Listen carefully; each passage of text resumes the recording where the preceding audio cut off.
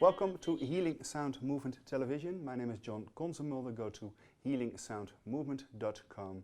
For the Dutch listeners, go to centrumzonnewijzer.nl, our center, and hopefully in the future a health and new education house where we have a main focus on not fighting disease and moving around symptoms, but through preventive energetic medicine, from information medicine to biophysics to radionics to digital biology and to natural healing and using the self-healing capacities of the human body. And talking about all this, first go to the website energyresearch.us. energyresearch.us, because our guest today, and it's an honor and a privilege, is Dr. James Oschman. Of course, he has done a lot and does a lot in the scientific research for alternative and complementary medicine, but a lot more, but maybe James can tell you more about it than I can.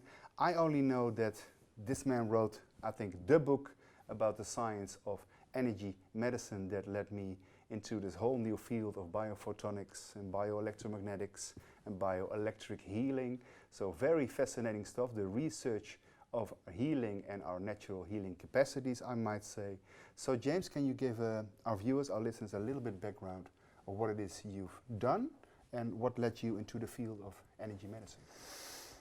Sure, I can do that. Yes. I began life as an academic scientist, working in research labs around the world, publishing in peer-reviewed journals, and publishing very interesting stuff.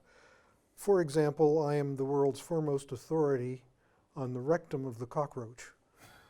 And I found that there were other things that could be studied.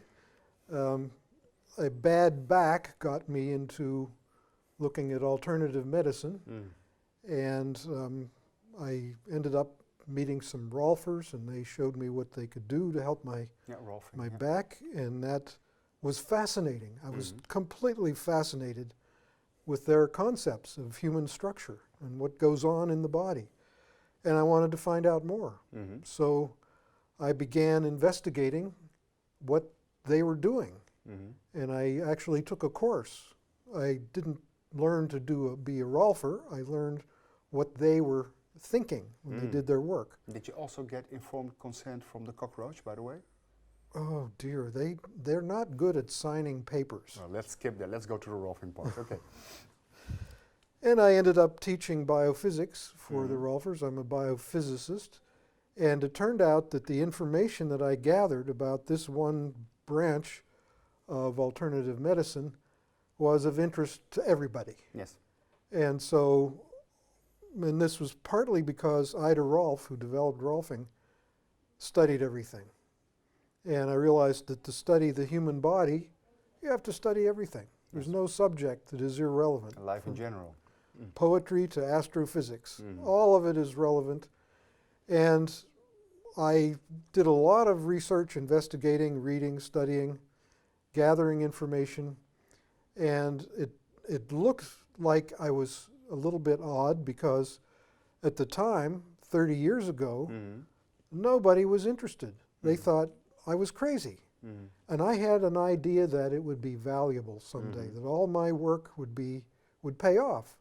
And it has paid off because I've been able to write a book that has validated the work of lots of people who have never had a drop of validation. They've had to struggle to be recognized. They've had to struggle to be accepted. And I pointed out, in spite of what everybody said, a lot of people said, there's no science to alternative medicine. I found that there was tons of science. Yes. Not only is there tons of science, but it's very interesting. Yes. And it's exciting because it brings together the experience of people who work hands-on with human beings, helping them with their movement, with their aches and pains, with their joint problems, and all the kinds of things that Malk has worked with. They help these people, and then there's biomedicine. There's all the science behind conventional medicine. Can we fit these things together? And we can, and they do fit together in a very interesting way. So I'm very interested in the work that Malk has been doing, It reveals that there are deeper aspects of human life that are not part of conventional medicine, and yet there are parts of science, maybe not known that well to physicians, but known to me and exciting to me, and that I can share with people like Malk to help understand what he's doing, why the work that he does is so effective, and maybe even if we're lucky, I might be able to give him an idea of what is happening, which might make his work even better and even underlying working mechanisms. Exactly, make it easier and better and deeper. That would be thrilling to be able to do that. And one of the things there are many things missing from our conventional medicine that can be provided by alternative medicine, complementary medicine, and one is the cause of problems. Western medicine mainly focuses on symptoms. Yes. And if I have headaches, I want them to go away. And I go to a doctor and he gives me a painkiller. But often pain is a message. Yes, a signal. And we don't do well to kill the messenger. We need to know what the cause is. And hard for some people to believe that their headache is because of their ankle. I mean, this is my head, that's my ankle down there. They're connected in very real material ways, energetically connected, and problems, disturbances in one part of the body can affect other parts of the body. So this is the study of the body as a whole system, the connections, the energetic and informational connections that enable us to function moment to moment. And we do. We are very successful organisms, and so we're tapping into those successful systems that know, as Malk said, how to heal the body. They know what to do, but something is sometimes missing, and sometimes it's a very subtle thing that needs to be added, and everything starts to work the way on its own again. On its own. Well said. Now, what created the schism in the first place? We might say we have regular science and it's still reductionistic and mechanistic. It's like the body as a machine, but I have a feeling it's more than that, because I also have a feeling it's because we study either biology or physics. But maybe the real underlying working mechanisms of all biological functions and biochemical process are physical to begin with, so therefore biophysical.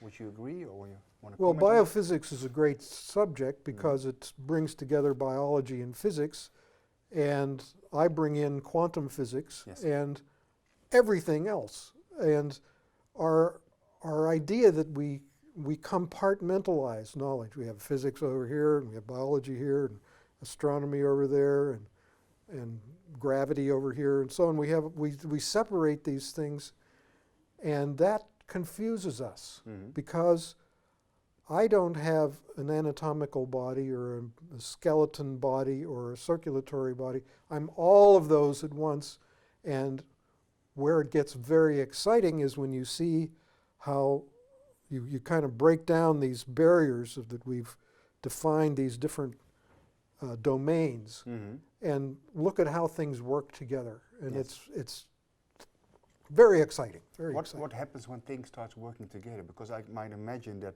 1 + 1 you could see as 2, there's a relationship, but often 1 + 1 is 3 or maybe even 11. So what creates those cumulative and synergistic effects, for better or the worse? Well, we know them when they're present because we feel good. Not only do we feel good, we're able to function, we have energy. Everybody knows what it feels like to have no energy. I mean, even you have woken up some mornings and thought, I don't feel like doing anything today. After every interview I'm drained. No, I'm kidding. So we all have an intuitive understanding of that there is something called energy, and if I have lots of it, I can go out and run around and do a lot of things. And there are times when I don't have any energy. It's hard to have a lot of energy and accomplish things when your back hurts, for example. And so we know what it feels like. We also know that our world is full of energy. We use it. We're actually all experts on energy. We see with our eyes, that's light. We hear with our ears, that's sound. These are different forms of energy. Touch is a form of energy. Heat is a form of energy, and so on, magnetism and electricity. And so we do have experiences of these things. It's not a mystery. There is a sort of a mystification of energy for really commercial reasons. Because, just as an example, 100 years ago, tuberculosis was an important health problem. And every hospital had a solarium. And patients would be put out in the sun. Yes. And the sun, light from the sun, really helped tuberculosis. Yes. The hospitals don't have a solarium anymore, usually. They have drugs, they have pharmaceuticals, they have antibiotics for penicillin. So that's just an example. Lots of really effective remedies that even people knew about. Yes. People have forgotten. Yes. And so the alternative practitioners often are down-to-earth people who can give you a simple, for example, if you have a kidney infection, take cranberry juice. And you can go to a urologist for your kidney infection. He's forgotten about cranberry juice. And that's too bad, because cranberry juice is very effective for bladder infections and so on. So that's what I love about the alternative practitioners, that they're down to earth. One of the nice things they do is they spend time with you, they talk to you, they want to hear what's going on with you, they want to know your story. And sadly, the Western doctor has been confined to like 5 minutes per patient or something like that. At least in the US, it's like that. And that's frustrating for doctors. And come back with your new symptoms. That's right. And doctors really like to talk to patients and listen to them and find out what's going on, but that's been institutionalized out. Yes. So that's one of the great things that happens is, for some people, they need somebody to listen to them. And that's a great thing. Yes, true attention. Yeah, real sincere attention. Because we have the placebo response, we have a nocebo response, but we also have the biology of belief. Would you like to comment on that? How important is our belief, is intention? Well, what's really important is to recognize, and this is the recent science that's come together that is tremendously exciting to me, is the recognition that the human body is incredibly sensitive to very subtle changes in the environment. Yes. And this is what enables a lot of these therapies. Some of them, it doesn't look like the therapist is doing anything. They're doing something very gentle, but it's just the right thing to turn on the healing mechanisms in the person's body. But if that's true, and I think it is, what can we reflect on, or maybe extrapolate the limiting view, because I think it is, that the dose takes care of how effective a drug is. If we look at frequency-specific effects through resonance, I have a feeling sometimes there are like frequency windows of opportunities to work a certain bandwidth. So then it's not as long important to say how much of the signal we need, but maybe more the certain bandwidth of the information where actually it is effective. Well said. It's exactly what biophysics has found out. There are frequency power windows. Yes. And one of the big lessons of that for the therapists is that if you're not getting the result you want, try less. We usually think if it's not working, we got to push harder. Yes. The body isn't like that. The body likes less. And that's the beauty of this, the work with light and sound. Very gentle interventions can really have huge effects. Subtle energies. Well, subtle energy is a very specific term which refers to energies we know must be present, but we can't yet measure them. Okay. There are plenty of energies that we can measure. We can measure the light intensity and the frequency of light, But what fascinates me right now is what light is, what light really is, and how it is that the body responds so incredibly to a little input of light. If it's the right frequency or if it's pulsating in the right way, why is the body listening to light so What incredibly? would be your own answer? My answer is that first I have to explain what light is. Sure. And that's been a mystery. Some of the great thinkers about light have said, we can't figure it out, because they think, and serious scientists think, that everything in the universe is made from light. The body is made of light, atoms are made of light, molecules, cells, tissues, bones, all of it, the chair, all of it is made of light. And I had trouble with that for a long time. I thought, yeah, come on, give me a break. But I think they might be right about that. And so that brings up the question of what is light, and if everything's made of light, what is light made of? What is underneath light to bring light into existence? And the answer is space. It's the properties of space.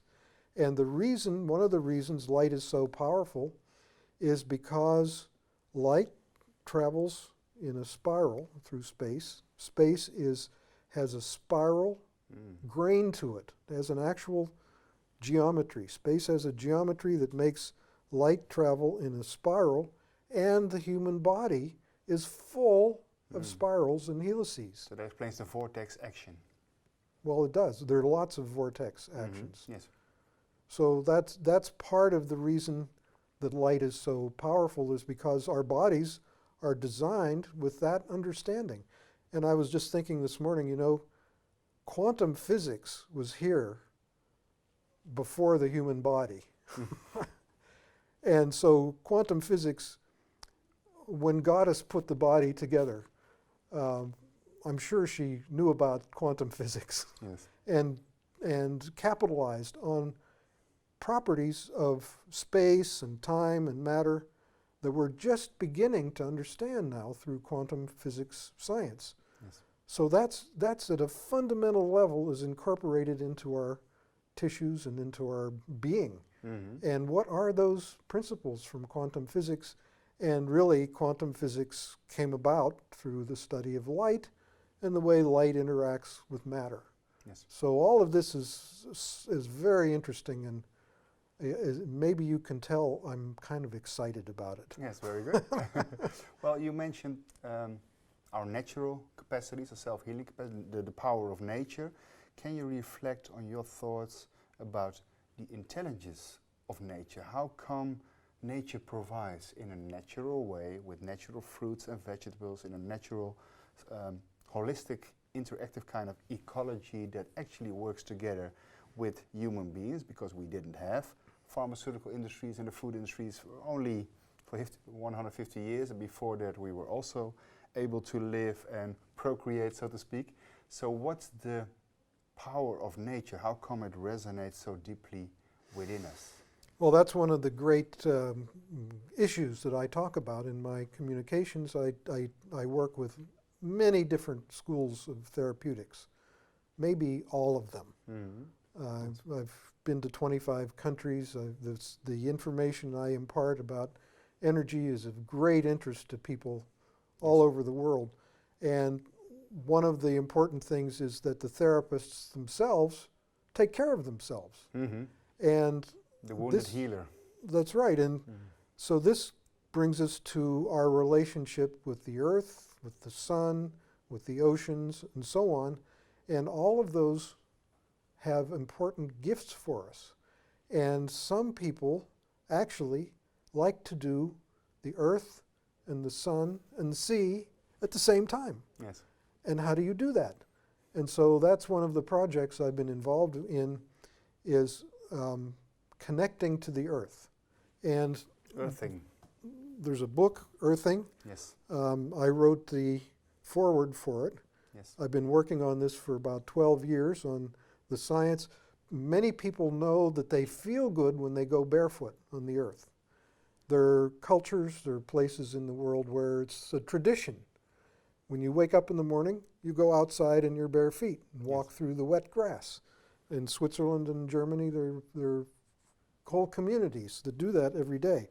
And this is about the benefits we're learning through research, how connecting to the earth affects all of our living systems. And this book, which is a fantastic book, is now come out. Oh, it's in Dutch also. Good for the Dutch listeners. Earthing by Clinton Ober with a forward. Je lichaam aarde. Which publisher is it? Akasha. Maak contact met de aarde en voel je beter. Which would translate into get into contact with the earth and feel better. So what is it that literally grounds us? How come? I have a feeling it's something to do with as above, so below, so within, so without. But that's very esoteric. How can we extrapolate that universal principle into something we can actually scientifically measure? Take your shoes and socks off.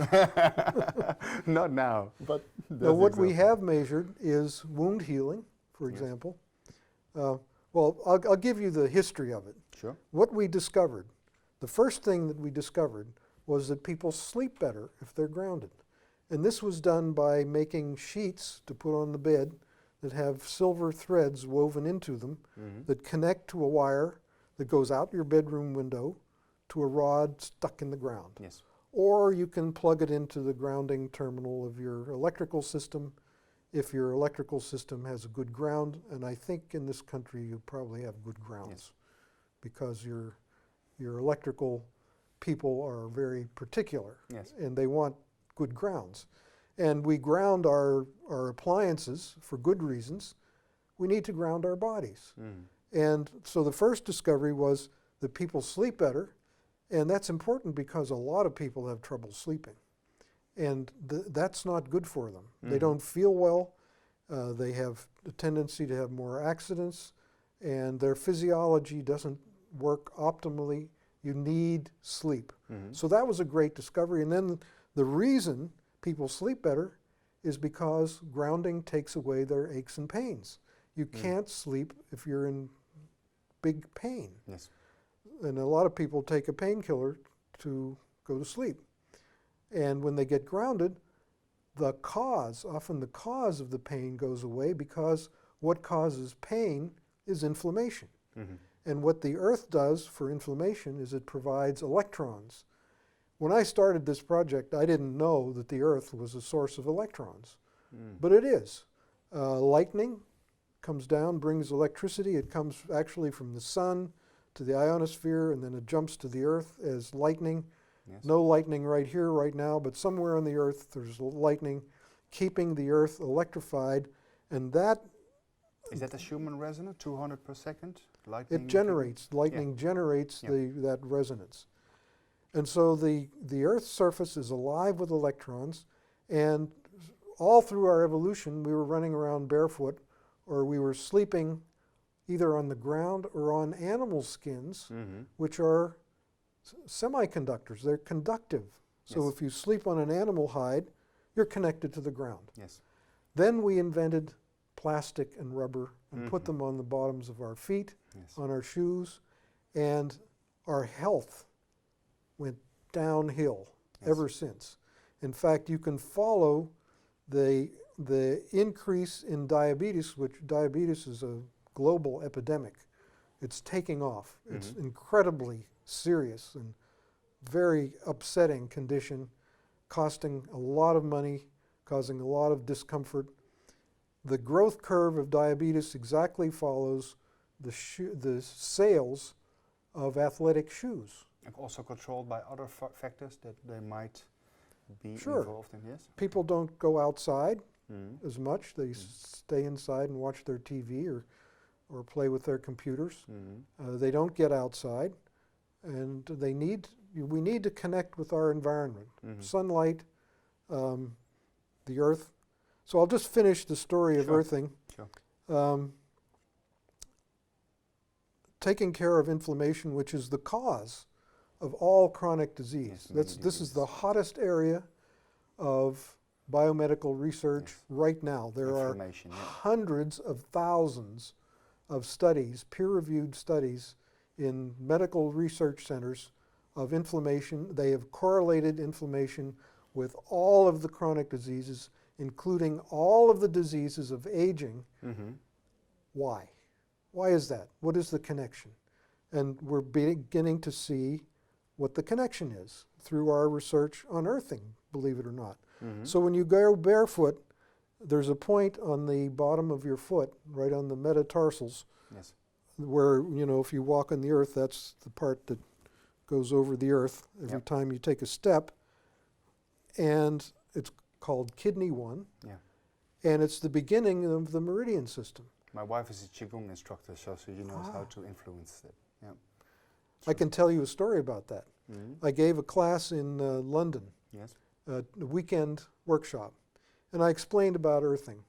And the second day, on Sunday, I went in to teach again, and this was a guy in the class, and he's all excited. He said, "Jim, I have to tell you, I'm a Qigong practitioner, and for 20 years I've been doing my leg raises. And I forgot that my teacher said, do this barefoot outside." I forgot. I do it in my living room. Yeah. Today I went outside and did it in the garden. What a change. What a difference it made. So there is this ancient wisdom that there's something very special about connecting with the earth, and there is.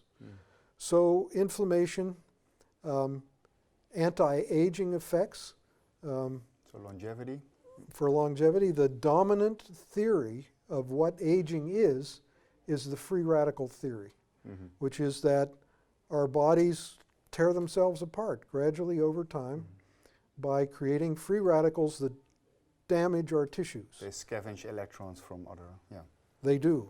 And if you're grounded, that won't happen, because any place in the body where a free radical occurs, and you can stop making free radicals if you stop breathing and stop eating. That doesn't work very well. Then you're also grounded because you're in the ground, but still. You're right. So that doesn't work very well, but it looks like, I mean, I'm 75 years old. I've been grounding for 15 years. I think I'm in pretty good shape, I think you are. and I'm glad of that. I like that. So that's the other one that's really crucial, is the circulatory system. And the electrons from the earth coat the red blood cells, and they force each other apart. They repel each other. And so there's less clumping, and blood viscosity. Like we see goes in live down. blood analysis, for instance, you can see if it clumps together or it's Yeah, separated. and clumping is not good. No. It decreases the oxygen Yes. carrying capacity of the blood. Yes. And so grounding thins the blood. And every aspect of cardiovascular disease is connected with elevated blood viscosity. The blood is like ketchup. It doesn't flow very well, and cardiovascular disease is the #1 killer in the world. People need to get grounded. If you or any of your loved ones have cardiovascular issues, they got to get outside in their bare feet. It's free, and it'll change their circulation Yes. immediately. In 30 minutes, their blood viscosity will be way down. So I'm excited about that, about grounding. There's a woman who's making wonderful shoes for women. They're called plugs, and they have a conductive plug right at kidney Especially 1. at that point, yeah. Yep. And women love these shoes. They're good looking, they're comfortable, and they're good for you. They energize you. Instead of insulating you from the earth when you're walking on grass or cement, when you're outside, doesn't work inside. Most places our floors are not conductive, but they work outside, and they're great. So You mentioned the word conductive a few times. Then I'm thinking, what about the quantum entanglement, but also the biophysical entanglement between our bodies and the earth? What is it that creates the connection? Because you said free radicals. Then I'm thinking food and automolecular science, where we have antioxidants. So is food in a way also condensed light, or can it reduce the diminishing effects, the limiting effects of too much free radicals, because it's also a bioelectric phenomenon. We see food as matter, as stuff we eat, but isn't it in fact true that antioxidants are so good for us because they change the charge distribution of these free radicals?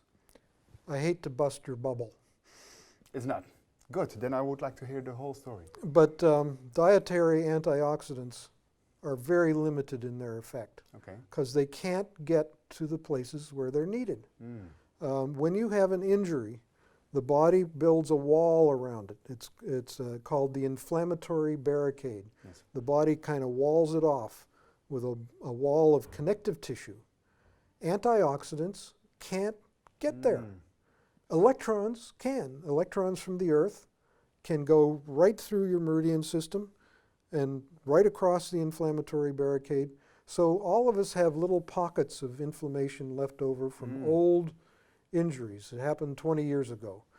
Massage therapists and other body workers feel these all the time, and they know that if they apply pressure, they go away. Yeah. That's a really good thing that body work does. Mm. Massage therapists, I think, save people from cancer Mm. every day because these pockets of inflammation, if they persist, they can leak toxic things into the body fluids Yes. that cause organ failures. And it's difficult for the doctor to know that that old bump, 20-year-old bump on your elbow, is causing your kidney failure. Mm-hmm. It's hard to figure that out. So massage and other kinds of body work are really important. Grounding is really important because it handles the free radicals that are in those pockets that can really create chronic disease. Mm. As far as the conductive system in the body, Mm-hmm. there's the sea. There's a story of the sea, and this is it. This is called Quinton water, Yes. and this is very, very good for you. Okay. It has trace minerals. It has 72 minerals, and it comes from very rich, biologically rich vortices in the ocean. René Quinton was a French physician and soldier, and he was quite a gentleman. And he discovered these places, these vortices in the ocean. You can see them from satellite. Mm. And at any point, and at any time, there may be half a dozen or 10 of these vortices scattered around the world. And they're created by phytoplankton and zooplankton, microscopic plants and animals Mm-hmm. that swim in the vortex, create a vortex that goes down to the bottom of the sea and picks up minerals Mm. and makes a very delicious soup for life. Mm. Fish come and lay their eggs, the eggs hatch, they eat the phytoplankton, whales bring their calves there. It's just teeming with life. Mm. And we began in the sea. Our blood is seawater. Mm-hmm. So Quinton found these places in the ocean. He extracted the water, cold filtered. This is not heated. Yes. It's sterilized by filtration. Mm-hmm. And during the plague in the early 1900s, starting around 1918, Yes. people who drank this seawater did not get the plague. Mm. And then he discovered that because it's isotonic with the blood, seawater and blood are similar composition, you can inject it into people. Mm. And he injected it into little children who weren't developing properly. And there are pictures in his works. Not very well known in the United States, but it's coming. Mm-hmm. Pictures that he took of little children that were all shriveled up, malnourished. Something was missing. And he injected them. He was a physician. He could inject people. He injected them with seawater, and whew, they took off. They Got were it. missing some little trace mineral that they really needed. Mm. And it changed their lives, and they grew up to be totally normal. Mm. Is that also a electric thing, a bioelectromagnetic thing, or is there more to that? Because minerals, of course, we're talking about charge distribution, but is there more to just the bioelectrical approach? Maybe also biophotons or biophonons? People talk Absolutely. about this work? And when I look at things that are beneficial to the body, Yeah. like the work that Malk does with light, that's frequencies. Mm-hmm. When I look at this, the minerals, I believe, have frequencies that Mhm. we need. Yes. A lot of healing has to do with healing, with frequencies. Mhm. Frequency-specific microcurrent, putting microcurrents into the body, pulsing magnetic fields of the right frequency, energy from the hands, and the big discovery recently is understanding. I mean, the logical mind says, come on, you hold your hand next to this person and you think that's going to do something Mm-hmm. to their physiology? Mm-hmm. Give me a break. No That's emanations, crazy. no chi there. That's crazy. Mhm. Well, it isn't crazy. It Mhm. turns out that we now understand how it is that our cells are so incredibly sensitive to tiny amounts of energy, including light energy, and the light that Malk uses. He doesn't use big old laser beams. Mhm. He uses subtle energy, actually, the body listens better to tiny inputs of energy. Again, the frequency window, yeah. The frequency. And one of the other big mysteries is why many people are becoming electromagnetically sensitive. Mhm. They get sick. They go under a power line and they don't feel well. They get near a cell tower or even a cell phone. Or some people can't be near a computer because they just feel awful. Mhm. What is going on there? That's pulsed energies, not sine waves, I would say. Well, what it is it's disturbing Mm-hmm. Yes, energy. It's not what our bodies it's not natural need. for us. And some people think that's crazy because I don't have a problem with a cell phone. So you must be hallucinating. Not yet. You must be hypochondriac or something. Mm-hmm. But these are genuine diseases and disorders, and these people are genuinely sick. And unfortunately, the medical profession doesn't know much about this. Mm-hmm. They don't, you go to them and they'll give you treatments for your symptoms, Mm-hmm. and those are often drugs for your headaches, stomach aches, indigestion, whatever, muscle aches and pains, not realizing that it's your environment Yes. that's creating the problem. And if the patient goes back, they might get sent to a psychiatrist. They're not crazy. Mm-hmm. And there is a whole field of environmental medicine, which most doctors don't even know exists. Mm-hmm. And these are serious physicians who understand these conditions and know what to do about them. If even the previous director of the World Health Organization could sense when a mobile was coming into the room 6 yards before actually the person came into the room, she had to go, so to speak. So she was a living radionics device for the not so beneficial effects of non-natural electromagnetic phenomena. I thought it was very interesting. but Wow, that's interesting. I As a didn't side know note, about that. yes, Thank Yeah. you for that. you are.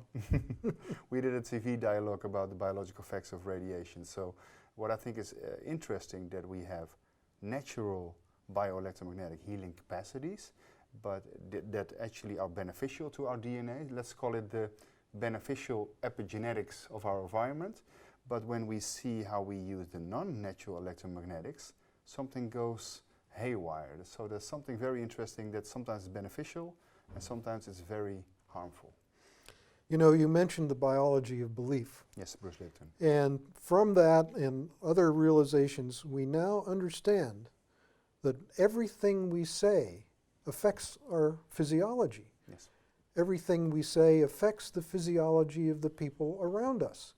Everything we think affects our biology Our because our intention. body is totally interconnected. Thoughts have energy. Their thoughts are conducted by neurons that are electrically active. So when you think something, when you have a thought, it forms into electrical and magnetic fields that go all through your body, and your DNA and your cells and your molecules are listening to that. Yes. There's a book, you don't have the luxury of a negative thought. You don't have to read the book. Yeah. The story is in the title. Yeah. There it is. Yeah. Negative thoughts aren't good for you. The real toxins. So, and this, to me, this is a way of life.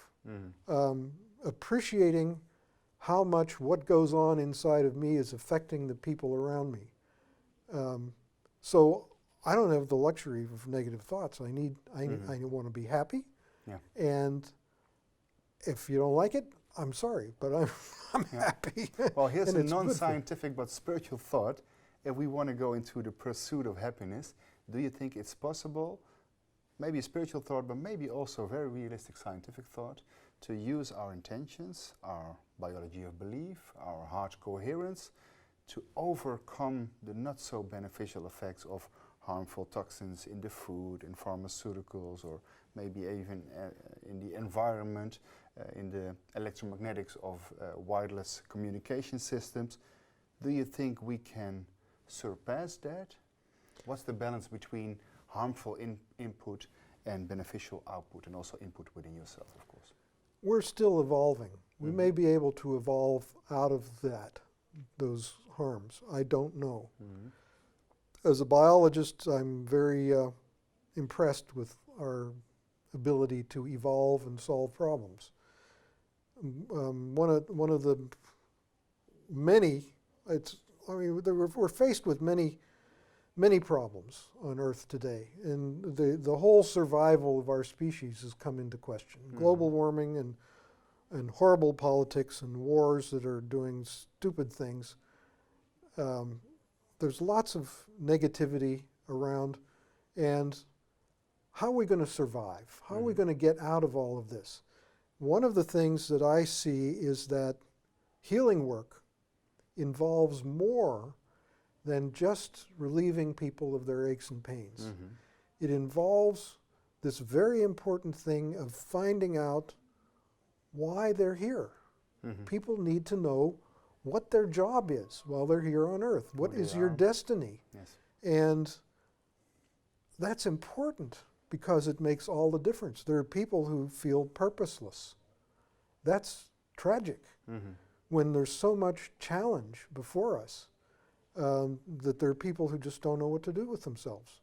So freeing yourself from your aches and pains and getting your body connected to itself and getting connected to the earth and the sun and the sea and to spirit, getting connected so that you can feel alive and be sensitive to those around you and find your path through this maze of life in a complicated world. Find your path to carry out and fulfill your destiny. The Sufis call it Kismet, which is a great name. I know the movie, The Pursuit of Happiness. This sounds to me like a little bit of Tibetan Buddhism, because now we don't have to pursue anything.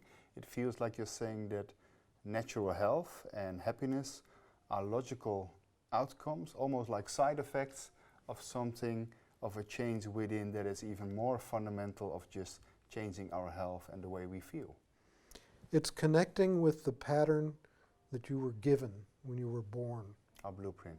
The incredible pattern of life that is yours, belongs to you, it's your savior. And it will enable you to do what you need to do in this life. That's, to me, the most exciting thing that happens, and it happens in every form of alternative medicine. And the therapists are there to help you with your aches and pains and movement disorders and so on and so on. But there is this deeper level of something that can emerge from you when you're freed up. And it's not just freedom of pain, it's freedom. Freedom of blockages and conditioning and programming? That's a lot of it. And that's one of the great things about the work that Malk is doing with light, is that he is helping people see their blockages, the things that are preventing them from finding out why they're here and what they can do with their life. And often what they're doing for their employment is not the right thing. And so they are freed to do something that is more appropriate for their existence. And that's great when that happens. Yes, absolutely. Around 2000, 2001, when your book came out, Energy Medicine, I read for the first time a machine called the Squid. It's not an octopus, viewers, but I thought it was a fascinating super quantum whatever kind of device. Superconducting quantum interference device. There it is. So what about, we have interference patterns, we have standing waves of sound and light, so in a way we are like frozen music or captured light.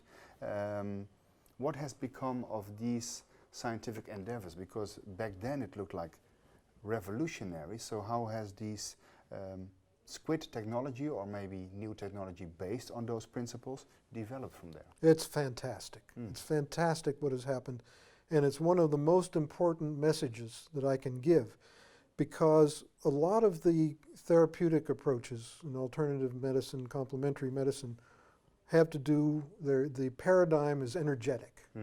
Yes. And Malk's work is energetic with light, and other people use magnetism and so on. And there seems to be confusion about energy, as I pointed out before. Yes. And what the Squid has done is shown that these people aren't crazy. The human body does have an energy field around it. Yes. And 20 years ago, if you said that, any intelligent person would say, no. The body does not have an energy field around it, or if it does, it's so tiny it can't have any effect on anything. Biofields, yeah. And just the opposite turns out to be the truth. We are every event in the body produces a perturbation of the space, the field around us. The ether physics. Yeah. And so the Squid work is really important. For example, you could be talking to a physician in a hospital and you could say, I do polarity therapy, I do hands-off work on the energy system, and the doctor would look at you Good like, for you. where did you come from? Not realizing that right behind this door, his colleagues are measuring the biofield of the heart of a patient using a Squid magnetometer, making a map of the person's field, and making diagnostic and treatment decisions on the basis of what's going on in the energy field. So this is what a lot of energy therapists do. They can feel what's going on, and they go like this, and you say, how did you know I had a pain in the shoulder? Well, they can feel it. It materializes, and when you become sensitive to it, when your hands become sensitive, you pick that up. Yes, but now we can show that seeing is believing, that those emanations are real. Exactly, and I think that's really important. And the other thing is that physicians are not trained in physics. So when you talk about field interactions, they don't know what you're talking about. Sure. And they don't know the basics of electricity and magnetism. And there are laws of physics that say that when electricity moves, and you have to realize that every heartbeat sends electricity up and down through your circulatory system. That's what's going on. Those current flows must create biomagnetic fields in the space around. Non-local field effects, yeah. The laws of physics demand it. It's called Ampere's law. The other thing is that fields, like from my hands, can induce current flows in your body. And current flows are important because they can make those circuits work. Like we found out with normal electromagnetism, that when you move around an electric signal, you also get this field effect, the Faraday effect. It's called Faraday's law of induction. Yes. So the magnetic fields coming from my hands and my fingers can induce current flows in your body, and that can be very beneficial. What about scalar electromagnetics? I think you were one of the first, also Constantine Meisel and some other, Tom Bearden, I read his work also. And of course this can be used to create heaven on earth, but also to ruin it, unfortunately, depending on our intention and what we want to achieve in the end. But I have a feeling scalar electromagnetics are different kind of electromagnetics, where for even remote viewing, psychic spies, I know that they have researched that in a Faraday cage, and theoretically nothing electrical or electromagnetic should be able to get out of that cage, but still with their minds they could remote view secret locations, but they still could measure the effects although they were in a Faraday cage. So what does this tell us about our limited view of what an emotion or an intention or remote viewing actually is? People will say there's no scientific basis for prayer and distant healing. And yet, many healers only work at a distance. Yes. They don't want patients in their office. Yes. And they find that it works better Mm-hmm. if the patient is 1,000 miles away. What's going on? And people will say, well, there's no science for that. There is. Yes, And and it's also in radionics is also a field that shows that. It's in quantum physics. Mm-hmm. Yes. And it's the underneath, it's what is underneath light, for example, and you talk about scalar waves, Mm-hmm. hard to measure, but they're there. Yeah. Its subtle energies are energies that we don't yet know how to measure, but we know they're there, Mm-hmm. and they're being studied now in physics. They were kind of left out for something like 100 years. Yes. The equations, the part of the equations that The describes Maxwell's equation. this, the scalar part, they were Yep. just, it was too weird for Yep. the physicists. And now we're getting back to look at that, and we're understanding that there are subtle effects, there are waves in the universe that energize everything that we can't measure very well, but we know they're important. One of the places where I think they're very important is in the morphogenetic field, Rupert which Sheldrake. Rupert Sheldrake talks about, and Mhm. he has been vilified. I mean, people have been, Mhm. scientists have totally disliked what he says, but I think he has the best model Mhm. for morphogenesis, for how the organism is formed. I recently interviewed him in London, by the way, and I think his morphogenetic theory has much to do with the evolution theory Tom Bearden has. So, enfolded information that gets fed back, so to speak, to the cosmos out there, and then as above, so below, it gets in our system as fundamental material change later, because there's something like a critical mass of information, and then it boils down to actual physical change. I thought it was fascinating. It's great, and this is my business card. These are books. The Earthing book has been translated into a dozen languages. This is energy medicine. This is energy medicine, and Can the camera, maybe you can zoom into that? Yeah. I can This give is you the this. book, yeah, but Energy medicine and Yep. therapeutics and human performance. Yep. And on this side, I have devices, because I also study energy devices, Yes. therapeutic devices like mouse technology, and a there are P- lots of gadgets that PEMF, I think, yeah. pulsing Yeah. electromagnetic field Yeah. therapy, and so on. Each of these devices, and I don't have this on my business card because I'm trying to sell these. Mhm. What I want to do, and maybe on Saturday I will do it, each of these technologies teaches us something that therapists need to know about. Yes. They don't need the device. Mhm. I've told people, I've been invited to give talks at a laser seminar where they're trying to sell lasers, and I tell the therapists, you know, these lasers are great, but once you figure out what the laser is doing, Mhm. you can do it without the laser. Yeah. And I got an email from one of the people in one of these classes 6 months later, and she said, you know, you're right about that. Mm. I can do it with my hands. The coherent light bundle, so to speak. Really, I like hands-on work, Mhm. Literally, but I yes. like the devices. Mhm. Sometimes they can help a person a lot. Mhm. They can And amplify and also make sure you don't get drained because you need to give energy, or maybe you lose energy. yeah, well, one of the things that I found out with earthing, Mhm. my massage therapist now has an earthing mat on the floor, Mhm. and she does massage in her bare feet.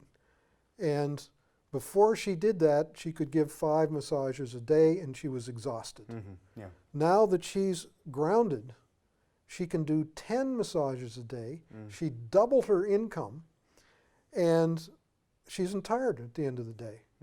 It's fantastic. And she is doing healings that people can't believe. And doctors are sneaking in the back door when no one is looking, when they have aches and pains, and she's fixing them.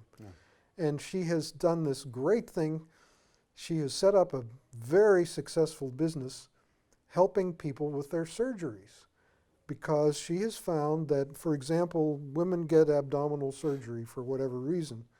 If you ground them immediately after the surgery, no pain, the sutures heal miraculously. Yes. She said you can almost see it, the skin coming back together. It's so fast. And this is the way our body is designed. We were designed to, yes, we will fall down and hurt ourselves, and we're designed to quickly repair our damage, our injuries. So I like that. I like that. That's really helping people get out of surgery quickly, and the doctors are noticing less time in the recovery room. It's great. Yes. Final question, if I may. What do you think about the field of digital biology, where we, for instance, have, I talked to Vladimir Voykov, maybe you know him, Russian biophysicist, and I know he's working on paracetamol, and also there's some study with morphine being done, where you, let's say for the viewers, so they still understand our conversation, don't have the actual substance, the matter, that doesn't matter, but the emanations of the, let's call it the information that is essential for the transmission, for the healing response, or for whatever we want to do. For instance, the work of Krasnachev, Trofimov, you probably know, the Russian scientist. I think it's fascinating that, and also Benveniste. Benveniste, of course, with the immunoglobulin E, I believe he did on at a distance. So what is your view about changing the way we work now, the paradigm with substances, with maybe side effects and addictive effects, and maybe not even very effective, to very cheap, very safe, very effective, very reliable frequency drugs? Absolutely. It's coming, and it won't be stoppable. And Benveniste was a brilliant man. Yes. He was vilified. They took his lab away from him, and that was not, you can tell the pioneers because they have the arrows in their back. And he got lots of arrows in his back. And it's always like this with science. You know, the funny thing, the paradox of science, is science absolutely depends on new ideas. Scientists hate new ideas. They just can't stand new ideas. They take them, they shred them. We have to get over that. We have to be open. We have to be multi-paradigmatic. We need to be open to the kinds of ways of thinking that other people have. This happens, I mean, in religion. Different religions don't understand each other. Yes. Can't communicate with each other. That's because of a kind of a narrow focus. We need to open in all of our interactions, we need to open to other paradigms, other ways of thinking besides our own. And if we can do that, the whole world will work a lot better. But so that would need a certain willingness, because I can understand we can create a common ground, a certain frame of reference everybody can buy into, but do we have the willingness to do the right thing? my hope, and the reason I'm here, is that alternative medicine is going to really show the world wonderful things, show people about themselves, things about themselves, their ability to heal themselves without relying on authority. And so I'm very optimistic about our ability to help people find their way through this complex and challenging world to a world that is more sensible and peaceful. There's a film called Thrive. Have you seen that film? Yes. It's a fantastic film. And a basic message is the one you said when we started, that we're given these gifts on our planet of everything we need. Why isn't everyone and everything thriving? That's the big question. raised by that film, and the answer is obtained by following the money. Mm-hmm. And there are very powerful forces, and they're not bad people Mm-hmm. who are directing the financial ins and outs of the world. They just aren't aware of what is happening. They got caught in the trap. So They got stuck in giant think tanks that will optimize their income, Yes. not taking into what they're doing to the earth and to their fellow beings. From patience to sometimes. patents. There you go. Well, if there would be a judge sitting here, I would say no further questions, because I think we covered a lot. And thank you, James, for your time. Thank you for great questions. You're welcome. And like I said, it's an honor, has been an honor and a privilege, because your book, Energy Medicine, is, I think, the scientific validation for a lot of energy workers that are clueless that how much science and evidence actually there is based upon the work they do with energy, that it's a real phenomenon, that we can actually measure it. And I would like to say to the listeners, if you read this book, and please do, then you see all the evidence that is out there for Qigong, for healing at a distance, for body work. It is amazing, so it gives a lot of scientific foundation for your work, and I hope some reassurance that you are doing the right thing, because it's the future of medicine. So thank you for your time. I hope patients will learn. It can help patients appreciate methods that they might otherwise avoid. Yes, so it's an entry to the future of medicine. Okay, here we go. Thank you for your time. Go to healingsoundmovement.com. But before you do that, go to, what's the website again? Energyresearch.us. Now I will remember. Energyresearch.us for the work of James Oschman. Thank you for your time. Bye-bye. Thank you.